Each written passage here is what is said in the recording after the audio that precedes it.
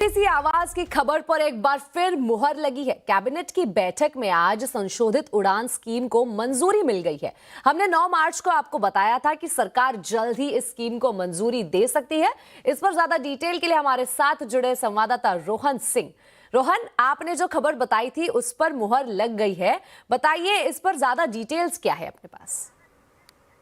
जी, उड़ान यानी कि उड़े देश का आम नागरिक, ये सरकार की फ्लैगशिप स्कीम है रीजनल एयर कनेक्टिविटी के लिए। और अब इसका अगला चरण यानी कि मॉडिफाइड उड़ान अब कैबिनेट ने इसे मंजूरी दे दी है। और इसमें जो बड़ी बातें होने जा रही है, जो वायबिलिटी गैप फंडिंग एयरलाइंस को मिलती है दूर दराज के इलाकों में कनेक्टिविटी के लिए, वो जारी रहेगी। पहले 3 साल के लिए मिलती थी, अब 5 साल के लिए मिलेगी। लेकिन तीसरे साल से जो सब्सिडी है वो कम होती जाएगी। तीसरे साल पर ये 75% कर दी जाएगी, चौथे साल में ये 50% और 5वें साल में ये 25% कर दी जाएगी।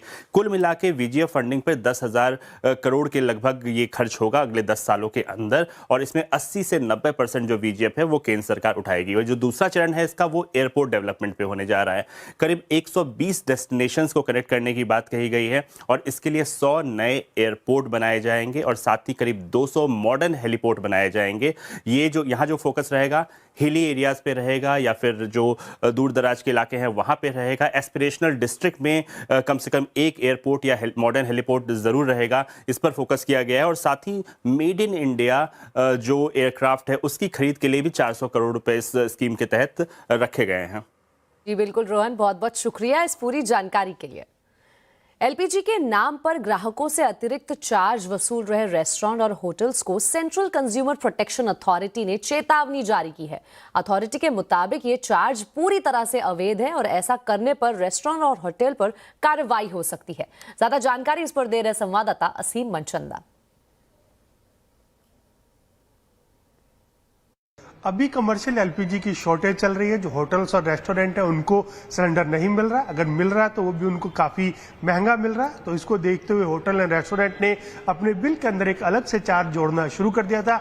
इस चार्ज को LPG charge, LPG crisis charge या फ्यूल सरचार्ज के नाम से वसूला जा रहा था। तो इसको लेकर के सेंट्रल कंज्यूमर प्रोटेक्शन अथॉरिटी ने चेतावनी जारी की है और कहा है कि ये पूरी तरह से अवैध है। अगर आप ऐसा करते हैं तो आपके ऊपर कार्रवाई की जा सकती है। ग्राहकों को सिर्फ जो मेन्यू में जो चार्जेस लिखे गए हैं उनका ही रेट देना होगा।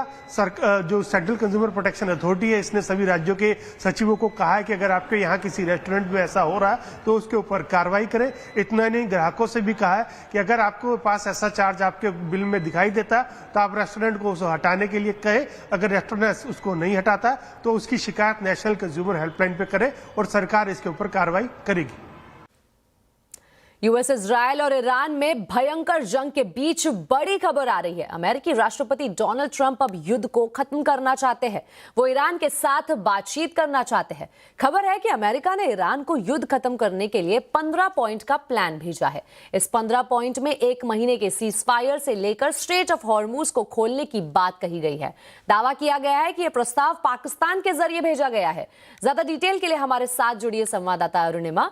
अरुणिमा, अमेरिका और ईरान के बीच मध्यस्थता को लेकर क्या अपडेट है फिलहाल? 1 महीने की लड़ाई के बाद अब ऐसा लग रहा है कि ईरान बनाम यूएस और इजराइल का जो युद्ध है उसमें शायद कोई ऐसी स्थिति बने जिससे शांति का कोई प्रस्ताव सामने आए। पहले ये खबर आई थी पाकिस्तान में 15 point peace programme, peace plan negotiate किया जा रहा है। अब ईरानियन सोर्सेज भी कंफर्म कर रहे हैं कि ये पीस फॉर्मूला जो है 15 पॉइंट पीस फॉर्मूला, ये पाकिस्तान की तरफ से ईरान को सौंपा गया है। ईरान के अधिकारी अब इस पीस प्रोग्राम को, पीस प्लान को कंसिडर कर रहे हैं।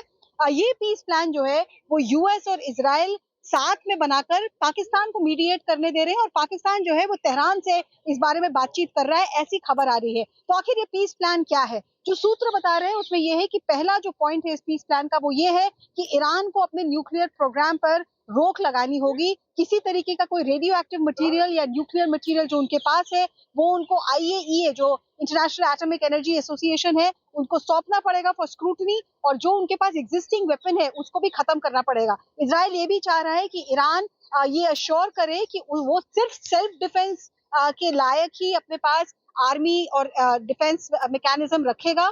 किसी और गल्फ कंट्री को थ्रेटन करने लायक कोई मिसाइल, कोई ड्रोन, कोई और इंफ्रास्ट्रक्चर ईरान नहीं रखेगा, ये एश्योरेंस चाहिए। स्ट्रेट ऑफ हॉर्मुज खोलना पड़ेगा, ये भी इस 15 पॉइंट पीस प्लान में शामिल है, ऐसा सूत्र बता रहे हैं। ईरान की तरफ से ऑफिशियली अभी इस पे रिएक्शन नहीं आया है, पर स्ट्रेट ऑफ हॉर्मुज पे ईरानियन अथॉरिटीज ने पहले कहा है कि क्योंकि उनका इतना नुकसान हुआ है, इस वॉर के एग्रेसर जो हैं वो इजराइल और अमेरिका है, ईरान जो है वो विक्टिम है, तो विक्टिम को अपना लॉस रिकवर करने का मौका मिलना चाहिए। और ये लॉस रिकवर करने के लिए ईरान कह रहा है कि हॉर्मुज पे एक लेवी, एक टोल इम्पोज करने का उसको अधिकार मिलना चाहिए। जो भी शिप क्रॉस करे वो ईरानियन अथॉरिटीज को एक अमाउंट पे करे और तभी क्रॉस करे।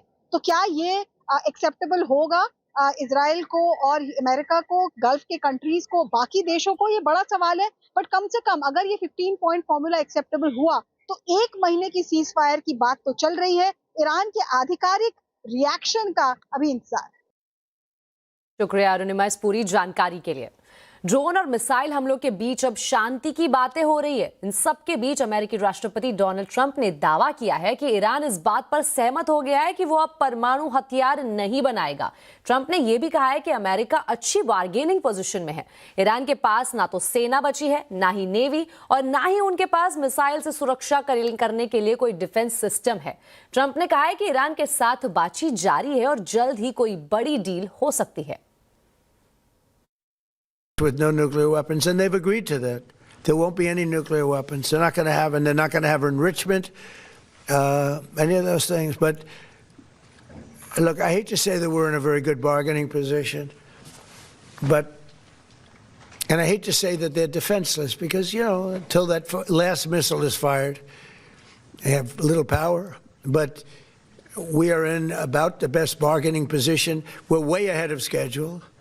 And again, they have no Navy and they have no Air Force and they have no missile protection, and most of their missiles are gone. Most of their launches we've killed. तो cease fire पर America ने 15 point वाला plan Iran को भिजवाया है, लेकिन वो America फौज की तैनाती भी ईरान की तरफ बढ़ रही है। तो ऐसे में बड़ा सवाल यह है कि क्या सुलह के लिए ईरान तैयार होगा? आज आवाज अड्डा में इसी पर होगी चर्चा। यूएस का प्लान मानेगा ईरान? जरूर देखिए शाम 7:57 पर। अब एक नजर आज के बाजार के हाल पर। पश्चिम एशिया में शांति की उम्मीद और कच्चे तेल में नरमी से बाजार में दूसरे दिन भी जोरदार तेजी देखी गई। सेंसेक्स 1205 पॉइंट चढ़ा तो वहीं निफ्टी भी 394 पॉइंट की मजबूती के साथ बंद हुआ है। मिड कैप और स्मॉल कैप शेयरों में भी अच्छी खरीदारी देखने को मिली है। कैसे रहा है आज बाजार में कारोबार, बता रही है कंचन नौटियाल। तो आज भी अच्छे ग्लोबल क्यूज के चलते हमें डोमेस्टिक मार्केट में शानदार तेजी जो है वो देखने को मिली है। अगर हम मेजॉरिटी ऑफ इंडेक्सेस देखेंगे तो अच्छा खासा इजाफा, अच्छे खासे गेन्स आज हमें देखने को मिले हैं mid cap, small cap, banking shares में, और बाकी के जो इंडाइसेस हैं वहां पे भी अच्छी खासी जो तेजी है वो बनती हुई नजर आई है। आइए एक बार पूरा का पूरा सेक्टोरल मैप आपको अगर मैं दिखाऊं तो देखते हैं कि कहाँ पे अच्छे खासे गेन्स जो है। देखिए पीएसयू बैंक, कल भी हमने देखा था कि प्राइवेट और पीएसयू बैंक्स में अच्छी खासी जो रैली है वो देखने को मिली, और आज भी वो जो रैली है वो सस्टेन होती हुई यहां पे दिखाई दी है। इनफैक्ट निफ्टी ऑटो में भी अच्छे खासे गेन्स देखने को मिले हैं। ऑयल एंड गैस दो आज फ्लैट क्लोजिंग के साथ बंद हुआ है, लेकिन रियलिटी सेक्टर देखिए, यहां पे रिपोर्ट आई थी जेफरीज की, जहां पे आगे का जो आउटलुक दिखाई दे रहा है काफी ज्यादा ऑप्टिमिस्टिक दिखाई दे रहा है, और जो सेल्स नंबर है फरवरी के वो हो सकता है कि और भी हमें अच्छे दिखाई दे। अब इसके अलावा अगर हम बात करें स्टॉक स्पेसिफिक एक्शन की, तो आइए देखते हैं कि निफ्टी के बढ़ने वाले share Shriram finance, UltraTech cement, Bajaj finance और ग्रासिम इंडस्ट्रीज में अच्छा खासा रुझान जो है देखने को मिला है। लूजिंग पॉकेट में अगर बात करें तो Tech Mahindra, power grid, TCS और बीएल में हमें मार्जिनल जो है वो लॉसेस देखने को मिले हैं। लेकिन इसके अलावा देखिए कुछ पॉकेट ऐसी है जहां पे अच्छी खासी तेजी, जैसे कि मैंने पहले मेंशन भी किया था कि रियलिटी पैक में आज एक अच्छा खासा जो तेजी का मोमेंटम है वो बनता हुआ दिखाई दिया है, जिसके बाद Oberoi reality, brigade, Phoenix mills, Mahindra life space में शानदार तेजी, करीब करीब 3% से ज्यादा का उछाल देखा गया है। यही नहीं बल्कि अगर हम कैपिटल मार्केट की भी बात करें तो यहाँ पे भी जो नंबर्स हैं शानदार देखने को मिले हैं। कैपिटल मार्केट में देखिए पूरा का पूरा मार्केट ही तेज था, तो यही जो इनहेरिट है वो हमें यहाँ पे भी होता हुआ दिखाई दिया है। इनफैक्ट जीरोधा की अगर हम बात करें, दो इट्स अ प्राइवेट इक्विटी, लेकिन वहाँ पे जो चार्जेस हैं उसको बढ़ाने की बात हुई है, चार्जेस को बढ़ा दिया गया है, तो वही हमें एक जो रिफ्लेक्शन है इन शेयर्स में भी आता हुआ दिखाई दिया है। Angel one, Aditya Birla, AMC, Nuvama अच्छे खासे गेन्स के साथ बंद हुए हैं। तो ओवरऑल जो वीक के बीच में हमें एक छुट्टी मिली है, उससे पहले बाजार ने मूड माहौल अच्छा कर दिया है। वेस्ट एशिया में वॉर के चलते हीलियम गैस की सप्लाई में कमी आई है। सेमीकंडक्टर इंडस्ट्री, ऑप्टिकल फाइबर और स्मार्टफोन बनाने वाली कंपनियां इस कमी से परेशान हैं। क्या होगा इसका असर, बता रहे संवाददाता असीम मनचंदा। दुनिया में चुनिंदा देश ही हीलियम का उत्पादन करते हैं और वेस्ट एशिया की वार के बाद हीलियम के उत्पादन में काफ़ी कमी देखने को मिली है। कतर करीबन 35% वर्ल्ड की सप्लाई का उत्पादन करता है, लेकिन 2 मार्च को ईरान ने उसकी रिफाइनरीज के ऊपर हमला किया था, जिसके बाद से उसके प्रोडक्शन में काफ़ी कमी देखने को मिली। कतर ने अपना फोर्स मजारे भी इन्वोक कर लिया था और कहा था कि अगले 5 साल तक उसकी हीलियम के जो उत्पादन है उसमें करीबन 14% के आसपास की कमी आएगी। तो इसको देखते हुए हीलियम की सप्लाई काफ़ी कम हो गई है और इसके दाम लगातार बढ़ रहे हैं। अगर मैं स्पॉट मार्केट की बात करूं तो अब तक दाम 50% तक बढ़ चुके हैं और भारत में भी हीलियम का इस्तेमाल बहुत सारी इंडस्ट्रीज करती हैं। सेमीकंडक्टर इंडस्ट्री हीलियम का इस्तेमाल वेफर्स को ठंडा करने के लिए करती है, ऑप्टिकल फाइबर को भी ठंडा करने के लिए इसका इस्तेमाल किया जाता है। उसके साथ साथ जो MRI मशीन्स है उसके अंदर भी हीलियम का इस्तेमाल किया जाता है। तो इसकी कमी के चलते यहाँ पर इनके प्रोडक्शन के ऊपर भी असर पड़ना जो है वो शुरू हो गया। तो अगर आगे वेस्ट एशिया की वार जारी रहती है और सप्लाई में कमी आती है तो कंपनियों के उत्पादन पर और भी असर पड़ सकता है। अब आपको बता दें, वेस्ट एशिया में युद्ध के चलते कई NRIs वर्क फ्रॉम इंडिया विकल्प के साथ भारत लौट रहे हैं। ऐसे में उन्हें भारत में रहने के इंतजाम के साथ साथ अपनी टैक्स प्लानिंग सावधानी से करनी पड़ेगी ताकि वो भारतीय इनकम टैक्स डिपार्टमेंट के नोटिस से बच सके। मिडिल ईस्ट से लेकर अमेरिका तक ग्लोबल अनिश्चितता के चलते बड़े पैमाने पर नॉन रेजिडेंट इंडियन यानी NRIs भारत लौट रहे हैं ताकि वो यहाँ सुकून से वर्क फ्रॉम होम कर सकें। टैक्स एक्सपर्ट्स की सलाह है कि उन्हें भारत में रहते हुए अपने टैक्स स्टेटस का खास ध्यान रखने की जरूरत है ताकि नॉन रेजिडेंट इंडियन स्टेटस बरकरार रहे, नहीं तो भारतीय टैक्स कानून के मुताबिक उन्हें ग्लोबल इनकम पर टैक्स चुकाना पड़ सकता है। अगर वो इंडिया में टैक्स रेजिडेंट हो गए तो उनकी ग्लोबल इनकम इंडिया में टैक्सेबल होगी। They may get benefit of DTAA, वो मिल सकता है उनको बेनिफिट, बट उनको इनकम टैक्स की रिटर्न तो भरनी ही पड़ेगी, तब उनको टैक्स का DTAA का बेनिफिट मिलेगा। तो ये थोड़ा उनको ध्यान देना है। चाहे मजबूरी में इंडिया में रख के काम वो US में, यूरोप में, UAE में, मिडिल ईस्ट में कहीं भी कर रहे हैं, बट अगर इंडिया में अगर रह रहे हैं वो, तो they will be counted as tax resident of India. दरअसल इनकम टैक्स कानून के मुताबिक टैक्स देनदारी तय होती है आपके रेजिडेंशियल स्टेटस से, यानी आप साल में कितने दिन भारत में रहे और कितने दिन विदेश में। अगर आप 182 दिन या इससे ज्यादा भारत में रहते हैं तो रेजिडेंट इंडियन माना जाएगा और आपको भारत में टैक्स चुकाना होगा। इसके अलावा अगर आप 60 दिन भारत में रहते हैं और पिछले 4 साल में कुल मिलाकर 365 दिन भारत में रहे हैं तो भी रेजिडेंट इंडियन माना जाएगा। यानी इन दोनों कंडीशन के अलावा इससे कम दिन भारत में रहते हैं तभी आपको नॉन रेजिडेंट माना जाएगा। भारत का दुनिया के कई देशों के साथ DTA यानी कि डबल टैक्स अवॉइडेंस एग्रीमेंट है, जिसकी वजह से तय समय से ज्यादा भारत में रहने के बावजूद NRIs को भारत में टैक्स चुकाना नहीं पड़ता। हालांकि टैक्स एक्सपर्ट के मुताबिक इसके लिए उन्हें इनकम टैक्स रिटर्न भरना जरूरी होगा, तभी उनके ग्लोबल इनकम पर भारत में दोबारा टैक्स नहीं लगेगा। आलोक प्रियदर्शी, CNBC आवाज, दिल्ली। इसी के साथ आवाज समाचार में वक्त हो चुका है एक छोटे से ब्रेक का। खबरें आगे और भी है, बने रहिए हमारे साथ।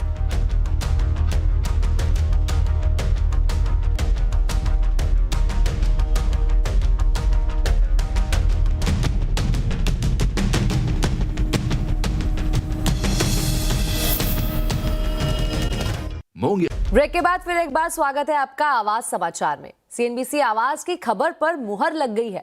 सरकार ने PM इंटर्नशिप स्कीम में बड़ा बदलाव किया है, जिसके तहत मंथली स्टाइपेंड 6,000 से बढ़ाकर 9,000 कर दिया गया है। नई स्कीम ज्यादा स्टाइपेंड और नई एलिजिबिलिटी क्राइटेरिया के साथ 12 अप्रैल से लागू होगी। ज्यादा जानकारी दे रहे हैं इस पर हमारे संवाददाता आलोक प्रियदर्शी। बिल्कुल, देखिए, सरकार ने अपनी महत्वाकांक्षी स्कीम PM इंटर्नशिप योजना में बड़ा बदलाव किया है ताकि इस स्कीम के साथ ज्यादा से ज्यादा युवा जुड़ सकें। दरअसल पहले इस स्कीम में जो स्टाइपेंड थी वो 6,000 रुपए मिलती थी, जिसे अब बढ़ाकर 9,000 रुपए कर दिया गया है। वहीं इस स्कीम में एंट्री की एज जो थी वो पहले 21 साल से लेकर 24 साल थी, जिसको बड़ा करके यानी कि उसे बढ़ाकर 18 साल से लेकर 25 साल तक कर दिया गया है। वहीं जो तीसरी एलिजिबिलिटी क्राइटेरिया थी वो थी कि इस स्कीम में जो भी ड्यूरेशन था, जो कार्यक्रम था, वो पहले 12 महीने का होता था, जिसे अब घटाकर 6 से 9 महीने कर दिया गया है। यानी कि इसकी वजह से ज्यादा युवा इस स्कीम से जुड़ सकेंगे। दरअसल सरकार ने जब इस स्कीम को पिछले साल बजट में अनाउंस किया था और 2024 के अक्टूबर में लॉन्च किया था, तब उम्मीद की जा रही थी कि बड़े पैमाने पर युवा इस स्कीम के साथ जुड़ेंगे, लेकिन इस स्कीम को बहुत अच्छा रिस्पांस नहीं मिला। लिहाजा सरकार ने अब इस स्कीम में बड़े बदलाव किए हैं और ये सभी बदलाव 12 अप्रैल से लागू होंगे। यानी अब पीएम इंटर्नशिप स्कीम की जो तीसरा चरण लागू होगा, तब इन नए बदलावों के साथ कैंडिडेट्स को इस स्कीम में शामिल किया जाएगा। उम्मीद की जा रही है कि इस चरण में करीब 1 लाख से लेकर 1.5 लाख तक यूथ इस स्कीम में शामिल हो सकते हैं।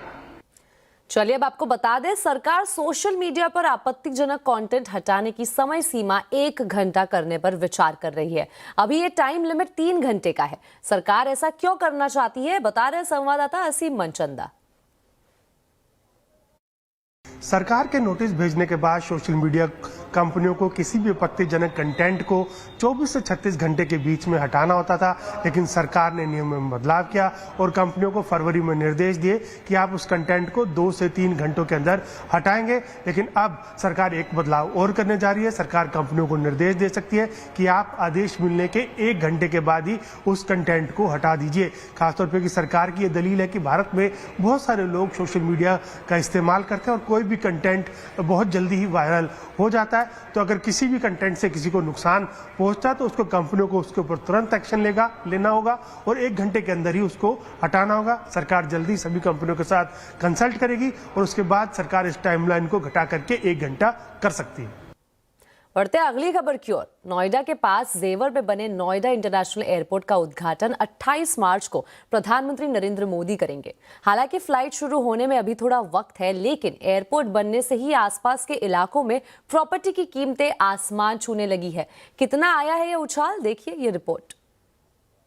नोएडा का पहला और दिल्ली एनसीआर का दूसरा एयरपोर्ट नोएडा इंटरनेशनल एयरपोर्ट बनकर तैयार है। मेरे पीछे है इस एयरपोर्ट की टर्मिनल बिल्डिंग, जिसका उद्घाटन प्रधानमंत्री नरेंद्र मोदी 28 मार्च को करेंगे। इस एयरपोर्ट के साथ ही तैयार हो रहा है एक कार्गो विलेज, बन रही है एक एमआरओ फैसिलिटी और तैयार हो रहा है एक जापानीज इंडस्ट्रियल पार्क। साथ ही इसकी कनेक्टिविटी अलग अलग एक्सप्रेसवे से की जा रही है और इन सब का जो असर है वो यहाँ के रियल एस्टेट पर पड़ रहा है। प्रॉपर्टी के दाम कई गुना पहले ही बढ़ चुके हैं। इन खेतों की जगह अब 5 star hotel, mall, warehouse और ऑफिस स्पेस बनने की तैयारी है। जेवर तहसील के गांव अब एक अर्बन सेंटर बनने की तैयारी में है और इसका असर आसपास के क्षेत्रों की प्रॉपर्टी की कीमतों पर भी पड़ा है। अगर रेजिडेंशियल अपार्टमेंट्स की बात करें तो कीमतें लगभग दोगुनी हो चुकी हैं। वहीं प्लॉट्स की बात करें तो पिछले 5 साल में इनकी कीमत 5 गुना तक बढ़ गई है। 2020 में इस क्षेत्र में जहां एक रेजिडेंशियल अपार्टमेंट की औसत कीमत 4,000 से 5,000 रुपए प्रति स्क्वायर फीट थी, वहीं इस वक्त यह 10,000 रुपए प्रति स्क्वायर फीट में मिल रहा है, यानी करीब 100% का उछाल। प्लॉट 5 साल पहले 30,000 रुपए प्रति स्क्वायर यार्ड पर मिल रहे थे, जो अब बढ़कर 1.5 लाख रुपए प्रति स्क्वायर यार्ड हो गए हैं। एक्सपर्ट्स का कहना है यह तो सिर्फ शुरुआत है, एयरपोर्ट चालू होने के बाद कीमतें और बढ़ेंगी। I talk about the plots prices. So plots prices 2020 में अप्रोक्सीमेटली हुआ करते थे 30,000 से 40,000 रुपए पर स्क्वायर यार्ड। वाइल आज की डेट में जो वो प्राइसेस बढ़ के हो चुके हैं वो ऑलरेडी पहुंच चुके हैं 1.5 लाख पर स्क्वायर यार्ड तक। So there is a jump of approximately 5x in plots, specifically on Yamuna expressway.